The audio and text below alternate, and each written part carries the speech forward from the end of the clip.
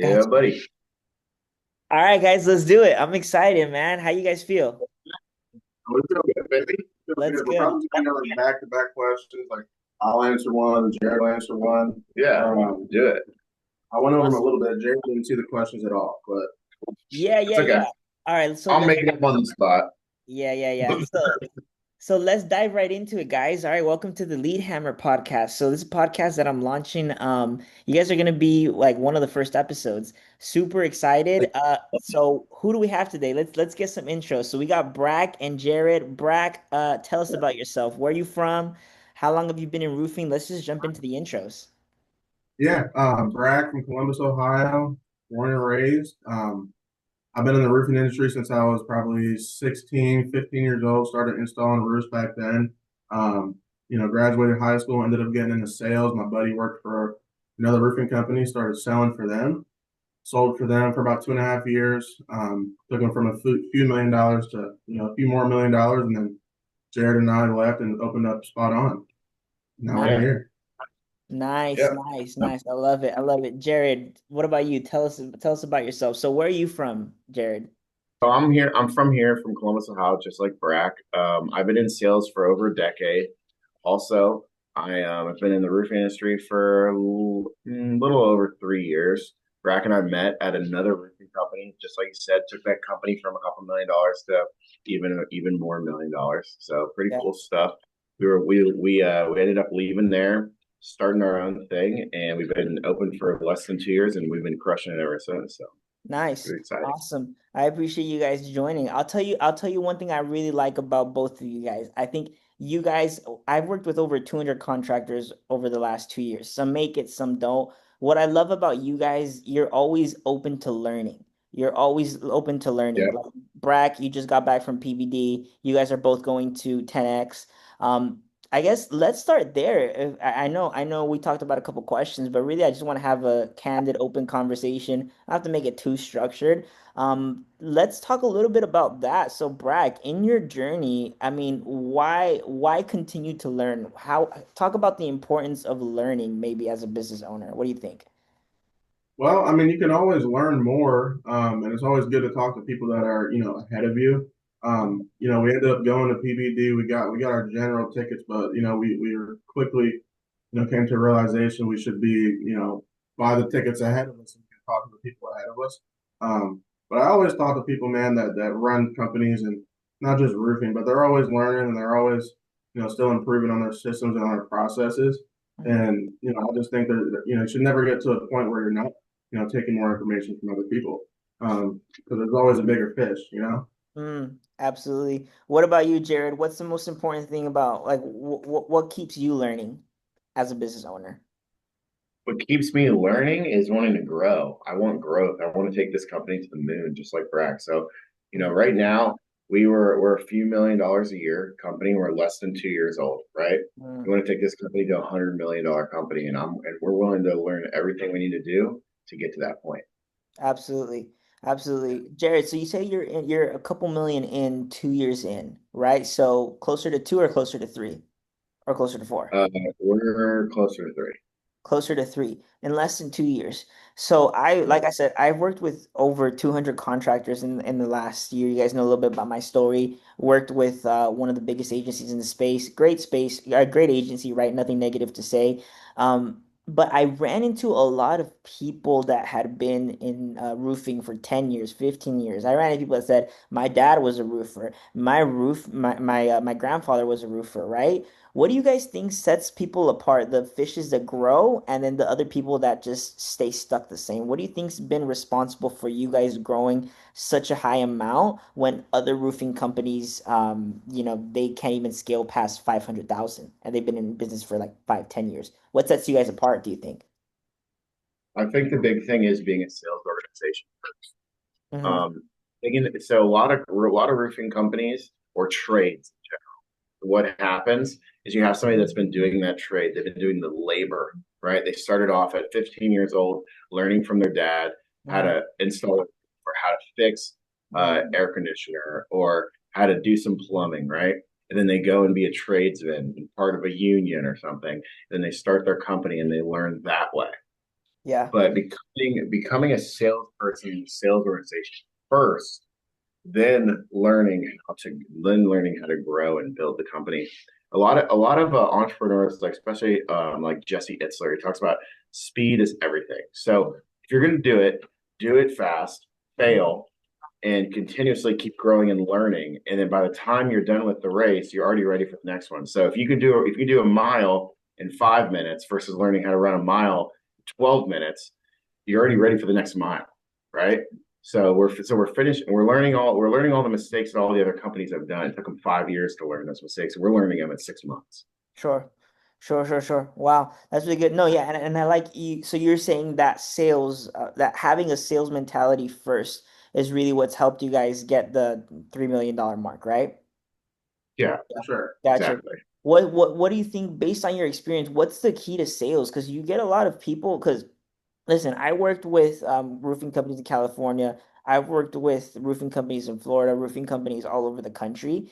When you're dealing with marketing agencies, right? A lot of these roofing companies, unfortunately, they have this expectation of, hey, everybody that clicks on my ad is gonna want to buy, or hey, everybody that I open the door to is gonna want to, or everybody that opens the door to me is gonna want to buy, or everybody that I do an inspection for is gonna buy. But unfortunately, that's not the reality, right? Because the same person that talked to you talked to 10 other roofing companies. What do you think has been the most successful for your guys' sales closing rate? What do you think has been the key? I think it's just for one, the experience Jared and I have, and for two, just always being door to door first. I mean, you Yeah. can hire as many marketing companies as you want, but you still have to have other ways to produce income for your sales.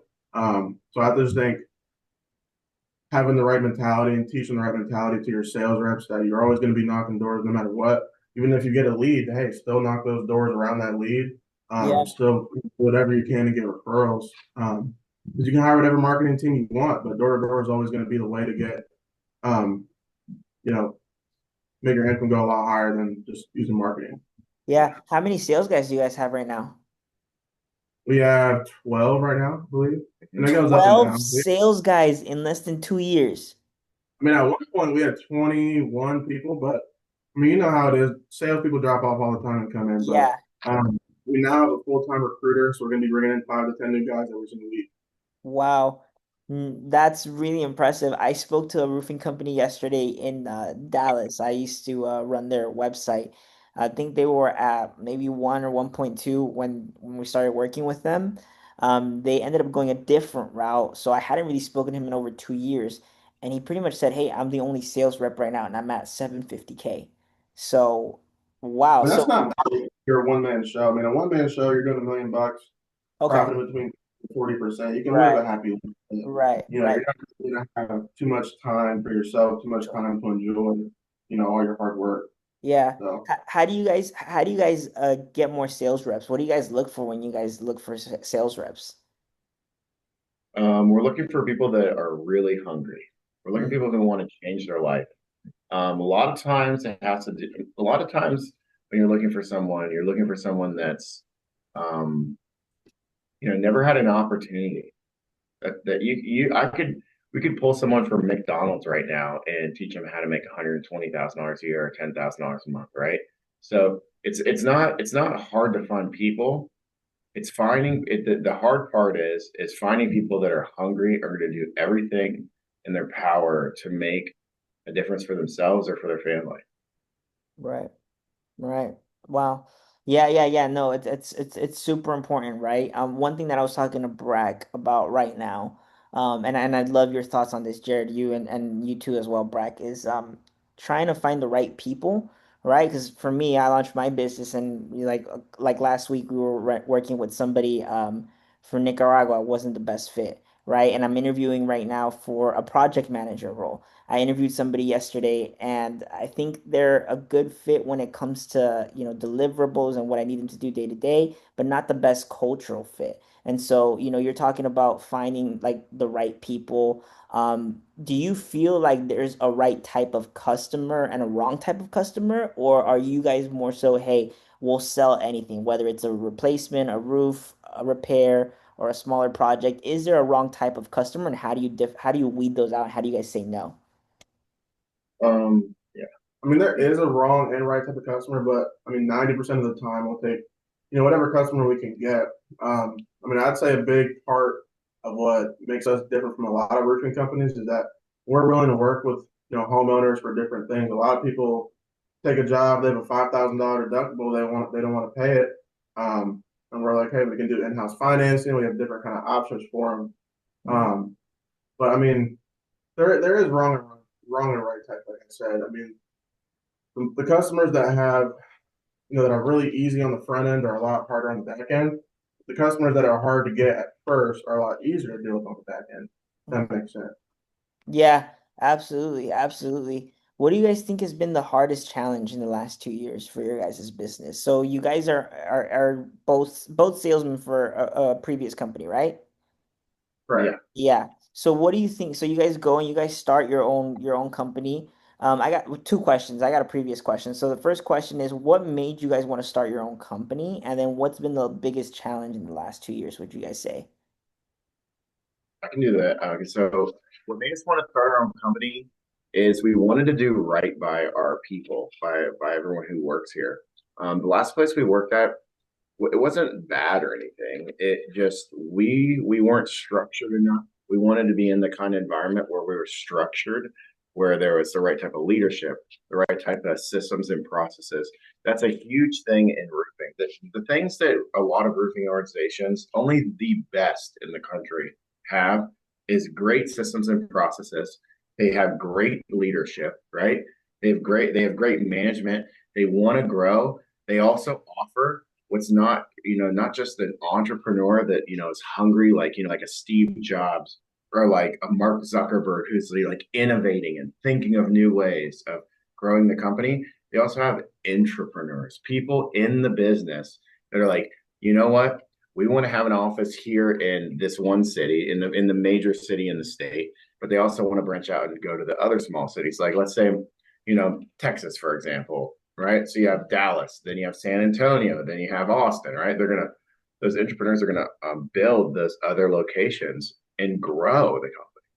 Right, right. No, yeah, and I like that you mentioned wanting to do right for the customer, using the right systems and all of that. Like the last agency that I worked for, again, nothing negative. It wasn't a bad place or anything, but you're right. It is very important to do right for the customer, because if the customer is not happy, then you're not really growing as a company. Daniel G, I don't know if you guys know who he is, the sales Yeah, guy, Daniel G. Bro, I went to his conference. I went to two of his conferences. I actually bought his book, shook his hand, really cool guy, really humble guy. And he talks about sales being happiness. Sales is happiness, and it's putting the customer's happiness before myself, or before my own happiness, right? I guess real yeah. quick, talk to me a little bit about when you say that you've seen wrong systems. What have been the most detrimental to other roofing companies that you've seen in the past? Maybe systems or practices that you've seen have hurt other roofing contractors that you would advise I'd other say owners to be afraid to. Yeah, go. transparency. I didn't mean to interrupt you. No, you're good. So transparency is a huge thing. So a lot of so in the roofing space or even the trades in general, one thing that's changed in the past 5 years, 5 years, we're talking about since 2020, a lot of trades didn't even have CRMs 5 years Mm, ago, right? CRMs, a customer relationship management tool. It's a huge tool that every single sales organization, anybody that's making a transaction, right, through a sale has to have. You do it when you purchased a candy bar at a grocery store, right? They have your first name, your last name, your phone number, and you get coupons and points, right? The same exact thing. So having that software where you're able to have that customer's information and being able to use that software to have transparency. So we have what's called a customer portal. So where we're able to communicate with the customer, okay, we're going to install roof this day. We're going to install siding this day. We're going to install gutters this day. We're going to install windows this day.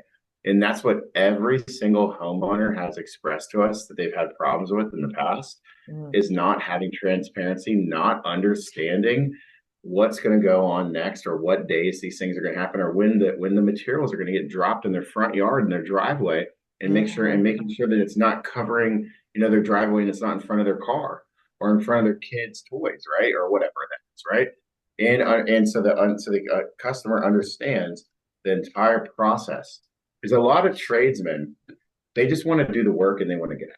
That's what they Right. want to do. They want to Right. go and they want to put the window and they want to leave, and then they never want to talk to the homeowner again.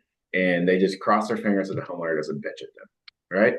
We're not in that kind of game. We're in the long game. We're going to build you your roof on your house now. And then when you move to another house a mile away, we're going to be the ones that you call, and you're going to remember that we did it the right way the first time. Yeah, yeah, yeah. Yeah, wow, no, it's very important personalizing the customer journey with the homeowners. Do you guys automate that or do you guys manually like text the homeowner updates? What is that Well, no, exactly? it's an automated system. Uh-huh. It's called a customer portal. So yeah, it's an automated system. We have Sure. a person that's behind the computer that's Yeah. making sure that it's updated. But as long as it's updated, it is automated with our CRM. Sure. Sure, sure. Yeah. You want to have the personal level too. You don't want to just be like, hey, I see on my computer screen that I'm getting installed here and getting my material dropped off here. We also have a sales rep behind providing the customer service to also let them know that those updates will be there. So and those little things are all the time looked over by a lot of roofing companies, and that's what creates referrals. That's what creates repeating customers, like Jared said. Yeah. So just those little things will just create a lot more transparency with the homeowner, and you're going to get referrals, and you're going to get word of mouth, and it's going to get you more roofs at the end of the day. Yeah. Yeah. Yeah. Why do you think a lot of roofing contractors neglect a lot of stuff? What is it? Is it you think most roofing contractors maybe don't believe in that? Then you don't want to waste money on things like that because it comes at a cost, right? You have to spend money Yeah. outside of materials. Why do you think a lot of roofing companies and contractors neglect those types of things? I have a good answer. That's a great question. So the reason that a lot of trades and roofing contractors and contractors in general, and I like to say trades because it's all trades. It's not just Yeah. roofing. It's Mhm. plumbing. It's doing the HVAC. It's doing the basements waterproofing. It's anything. It's building decks. It's whatever it is. Windows. It's any trades. It's any trade.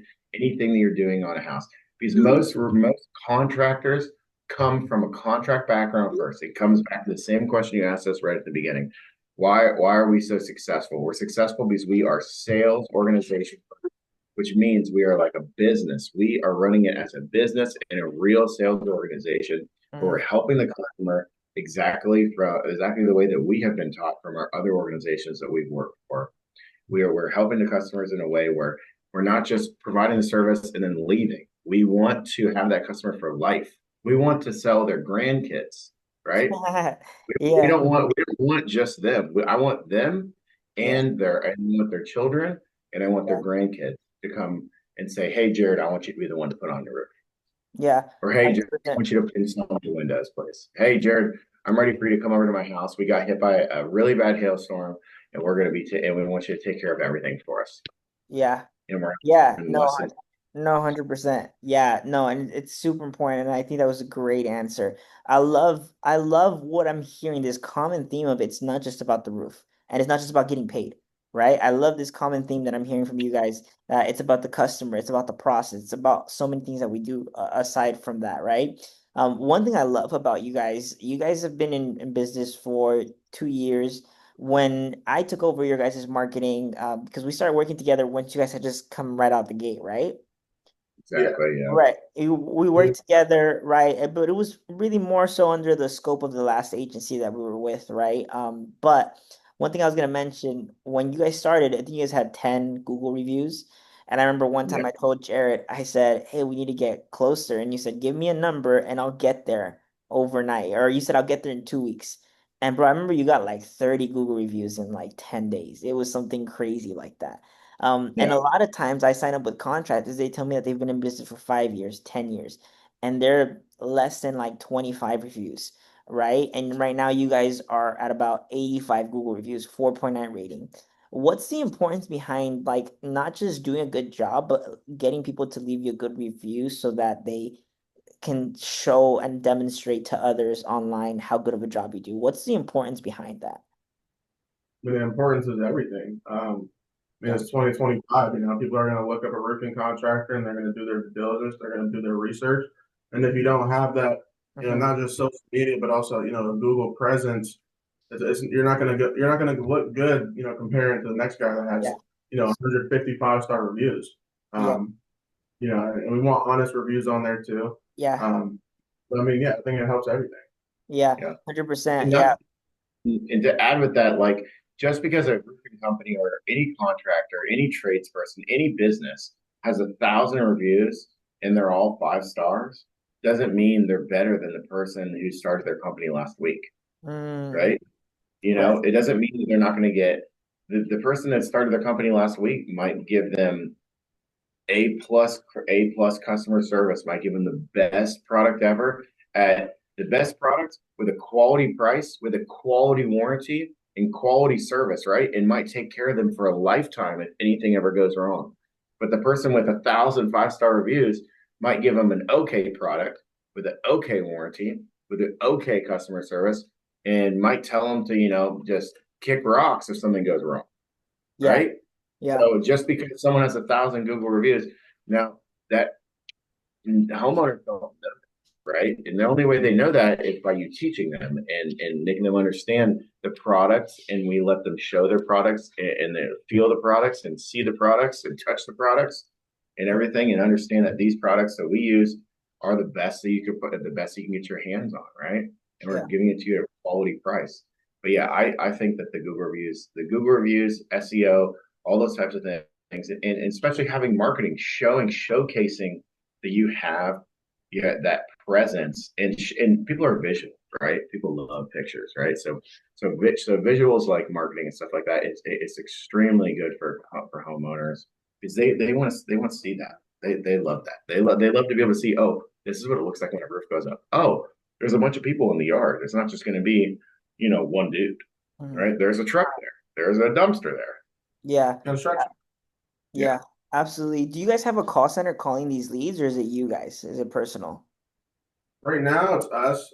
We had another marketing company in here for probably what is it, like 6 months or so, Yeah. and they were great. Like the first 4 months, I'm not going to bash anybody or anything, but eventually it started getting to the point where they got too comfortable and they weren't asking us questions they were supposed to ask us and things like that. Yeah. But right now we have our in-house marketer. His name's Willem. He's great. He's been here for pretty much since the jump. So right now we're kind of just experimenting, and he's the one calling all the leads. Either him, if he doesn't have time, he says, "Hey, Jared, Brad, can you give this guy a call, schedule a lead?" Or we'll give it to a sales rep where, an experienced sales rep who's good on the phone and can cold call, not cold call, but just warm call and get that lead scheduled. Yeah. Yeah. Yeah. Let's talk a little bit about that. So you're talking about marketing, and I know you guys have had experience with, one marketing agency. You guys probably worked with like two, right? At this Yeah, time. yeah, I think I guess, yeah, what do you think are some mistakes that marketing agencies have made based on your guys' experience? You talked about something really important, getting comfortable. And I think a lot of agencies, like you have different agency models. The agency that wants to lock you into a 12-month contract, unfortunately, right? The agency that wants to copy and paste the same thing to 10 different roofers. What, based on you guys' experience, have been some things that you've seen marketing agencies either do or not do that you wish they would have either done differently or not done differently, that would have contributed to, you think, a more beneficial relationship? What would you guys say? I think a lot of it is transparency, and consistency as well. Sometimes you might get a marketing company that'll post, really good ads and it might work for a little bit and, then it stops working and they don't want to change it. One of the issues we ran into with our last company we were working with was, it's kind of on our fault too, but we were kind of giving them too much advice. We felt like they kind of put it in our hands a little bit too much, gave us a little bit too much control, and we were giving them a lot of different ideas. And maybe the ideas weren't the best. They're the marketing company. We wanted them to kind of take the lead and take control. And some of the stuff we were giving them probably wasn't the best stuff because we're not a marketing company. We're just two guys that know the industry best.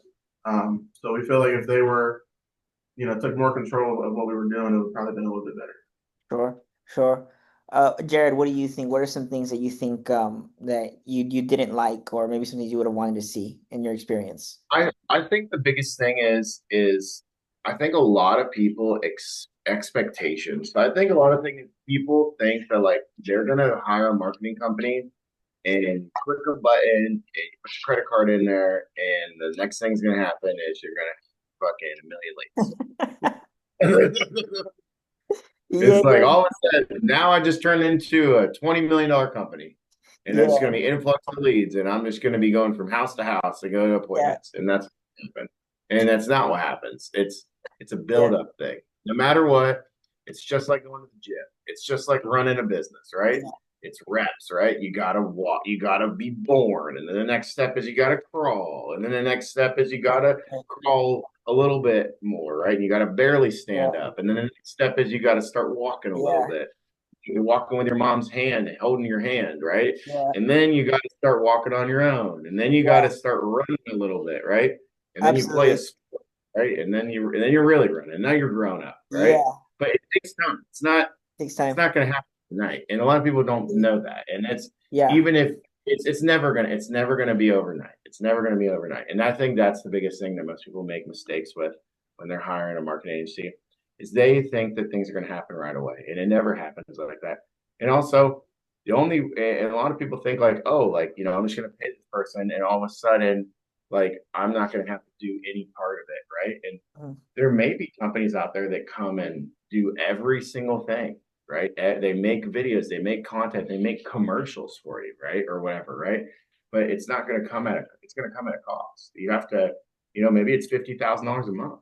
mhm. Maybe maybe it is, it's $50,000 a month for TV ads plus internet ads, and it's not even you. They hire some to work for you, right? Or Yeah, something. yeah. So So then the there's yeah, so then the accountability is not just on the agency, it's also in the tradesman, the roofing contractor, right?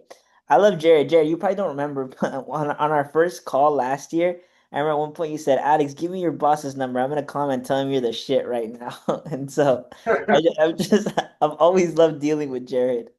But Jared, I yeah. remember from our first call last year, you used to do SEO too, right? Yeah, so I used to sell for a marketing company. I've been in sales for over a decade, and software Okay. was one of the things I sold for about 3 or 4 years. But I was only in SEO for like maybe about 6 months to 8 months. But I learned the basis of what you need and the Uh-huh. website you have to be on, and how to build the the traction for your website, right? So I learned a little bit about that. That's what I learned about in marketing. Yeah. Yeah. What's your biggest, I guess both of you guys, your biggest sale, well, I was gonna ask your biggest sales advice, but let's do one better. What's the biggest mistake that you see salesmen make in this industry? I think the biggest mistake they make is that they come in here and are here for a month and put in a little bit of work and make $1 million. Hmm. That's not how it works. It's just like marketing. It takes traction. They come in here as a newborn baby. You got to teach them how to crawl, teach them how to walk. A lot of people will come in here, they'll sign, 10 contingencies. 5 of them will get approved, 5 of them won't, and they'll get discouraged by that. I think the biggest thing is just, putting that foot in front of the next foot and just keep going, keep pushing, getting your numbers up. And in this industry, you're not gonna. It's not fast money. You're in for the long run. Yeah. To be in this industry, I always tell people in interviews, plan to be here for a while if you want to make money. You're not gonna make money. You're not gonna make 10 grand in your first month unless you can. Yeah. But you get a really good storm. Sure. A lot of people get discouraged by not making money right away. Yeah. Probably That's the biggest that's good. mistake. That's good. Jared, same question to you, but what about a little bit more practical when it comes to the homeowner? What separates the good salesman from the great salesman? Maybe a mistake that people make on the homeowner level. Um, So a good salesman when you talking about like when they're pitching to a homeowner, or you talking Yeah. about like Yeah, like okay, like something that a so mistake. so Go for it. so most people don't understand sales is just it's the same thing as being like an attorney. If that makes sense, Mm, okay? yeah, So an attorney, when you're in a courtroom, when you watch a courtroom case or whatever, so the attorney is asking the person that's at the stand a question. yeah. But the attorney never asks the person at the stand a question that they don't already know the answer to, Mm, right? So by wow. the time the end of the is done, the person at the stand has already answered all the questions and already knows that they are guilty or they are right, or they are, so the judge is like, okay, that person's completely guilty. Like they already know, right? So it's the same exact thing in sales. So you ask the homeowner questions. You know, Alex, you have a leak in your house. You know that, right? Yep, I do. It's right there. Yep, you know why that is, right? It's because the roof is messed up, right? And you're answering all the questions, and you understand that the problem is, you know, you need a roof, Yeah, right? By the time that I ask you, okay, here's the price, let's go ahead and get this started, you're already ready to go. sure. Yeah. Great salesman to the work to okay salesman. The great salesman shows the homeowner that it's time to go, that it's time to make the decision, Sure. that they already have already made it and they're going to go with us. Yeah. They chose the company, they called us out there, or maybe we just showed up at their door, or whatever it is, right? Sure. The homeowner understands it's time to make that decision. Yeah.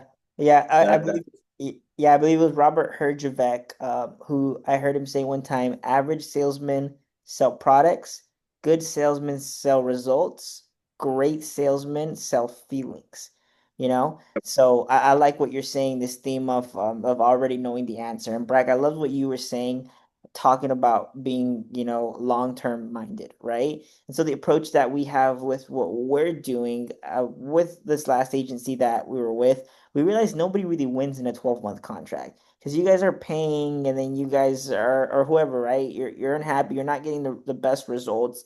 The only time where somebody's winning is when there's growth taking place. So the approach that I have with my clients is, hey, what does point B look like? Let's create a plan. What does point B look like? Where do you want to get? I'll tell you the channels and the avenues that we need to go. We'll unify everything because a lot of times you have somebody doing Facebook, you have somebody doing Google, you have all these different planets that are like, that are orbiting around the business, but they're not talking to each other. So the approach that I have is growth minded. We're not a marketing agency per se, we're a growth agency. So the company will tell us, hey, we want to get to this revenue, and I'll tell you where we want to go. Right now, I have a roofing company in Houston saying, hey, here's 20K, you tell me where to put it. And it's so important, right? To be growth minded, to be long-term minded. And then Jared, I know you were talking about you saying that you want to take this to 100 mil. You guys have such this big vision. Maybe real quick, talk about the importance of being long-term minded because a lot of these guys are trying to just get their next job. What drives you to be long-term minded? And then maybe we can talk more about your vision. What does your vision look like for the company? Yeah, what do you mean get like the next job? You mean like get the next like sale? Is that what you Yeah, mean? so you got a lot of contractors that are just trying to get their next sale, right? Yeah, And then no, I understand what you're saying. Yeah, yeah. and being long term minded, like what is our vision? Our vision isn't to be just a roofing company; it's to be a household name, right? So Mm, like there's two roofing companies in Columbus. So like if you were to ask somebody that's my age, which is 30 years old, if you were to ask somebody that's 30 about a roofing company, they probably don't know because they're 30. They probably don't, they might not even own a house, but their parents know one of those two companies, right? And their dad or their grandparents probably know one of those two companies because those companies have been there forever. So being a household name where it's like the go-to, it's mm, being the go-to company to go to, that's what we want to be. We want to be the position where everybody knows who we are and we're the first person that pops up on maps, right? The first person that pops up on the Apple Maps, the Google Maps, first person that pops up on Google. When you think of roofing, you think of spot on, right? yeah, You think of doing anything to your house on the exterior, you think of us, right? You're sure. at a football game, you see our name. You're at a hockey game, you see our name. You're at a soccer game, you see our name. Whatever you're doing, you see our name, and that's who you think of, and you know that with quality. So Sure. that's what I think the long term goal is. Sure. No matter what, they know who we are, and they know that we're the person that they're going to. Absolutely. Absolutely. That's a great answer. Great answer. And I know we got a couple minutes here, so I want to respect your guys' time. Yeah. Bragg, the last question that I have, more centered for you. So I think we're around the same age. I'm 27. How old are you? 22. You're 22. Brad, Yeah, Braxton. 22. Yeah, I'm a young. I'm young, man. I'm a You're kid. 22. Bragg, Yeah. that's crazy, brother. Well, I mean, you're obviously killing it at 22. You get a lot of young entrepreneurs. You get a lot of people, right, that are coming out of high school that are being told that they got to go to college. But obviously, like in the day that we live in right now, I mean, I went to college, so it's not really like a knockoff on college, right? But obviously, the game has changed, right? I don't think you necessarily have to go, one route or another to succeed. I guess the first question that I have is just what advice would you give to the young entrepreneur that's maybe at the edge of the cliff, you know, ready to jump off, but you know, maybe thinks that they're too young or don't have enough experience? And what advice would you give to somebody who was maybe already in those shoes and just thinking about quitting? What would you say? Yeah, I mean, I would say, 100% take the risk. The risk is always worth it. I mean, to be 100% honest with you, when I got into sales, I had no idea what I was doing. I had no idea the vision of where I wanted to go. The first sales job I ever had, I didn't take it seriously. It was a sales job, solar appointment setter, like $20 an hour, and I wasn't I wasn't even really trying to knock on doors. I would just clock in and walk around the neighborhood because I was scared to talk to people. I'd knock on somebody's door, and I would hope that they wouldn't answer the door. That's how scared it is. Hmm. So for people to open the door. So I think just taking your craft seriously. The next job I got into, I had a mentor who taught me a lot about sales. He taught me a lot about working hard. I would say when I first got in there, I didn't really work too hard. But but yeah, I didn't really take it too seriously. I would say just get a mentor, get somebody that's been in those shoes, get somebody that's a young entrepreneur, and get as much advice as you can from them. And don't think you're too big for anything. Don't think that you can't talk to somebody. Lower your ego, be humble, and just take as much as you can from everybody that you can. Yeah. No, that's good. Love Yeah, it. no, that's good, man. Yeah, great pieces of advice from you both. I can tell that, you know, wherever you guys are at, you guys are gonna succeed. Yeah, I appreciate your guys' time. Yeah, I'm rooting for you guys, 100%. Yeah. We're gonna run this pod, and eventually it's gonna hit some advertisement, and we're gonna run all over the country. So you guys, you guys might see it in your guys' city. And my goal is I have two goals: really partnering with contractors, helping them grow, but also connecting contractors to each other, right? I know a lot of people that would be super beneficial to meet, not just for you guys, but also for them. So yeah, let's definitely stay connected. I know you guys are coming to Miami soon, so we'll have to do drinks on me or something. All right, boys? Yeah, maybe we can meet you at the Happen. Fountain Blue and do another one. Yeah. Yeah. What was that? We're staying at the Fountain Blue. Maybe you can come there and we can do another one. Oh yeah, let's do it. That'd be fire. Yeah, I'll take all the gear. We'll We'll be make it there on happen. we'll be there on the 9th. Of October, So, right? yep. Yeah. All right, we'll make something happen. All right, boys. Well, I appreciate you guys' time. Best of luck. If you guys have any marketing questions or anything, just hit me up. We'll be in contact. Sounds good. Cool, man. Thanks, Alex. All right, guys. All right. Talk soon. Bye.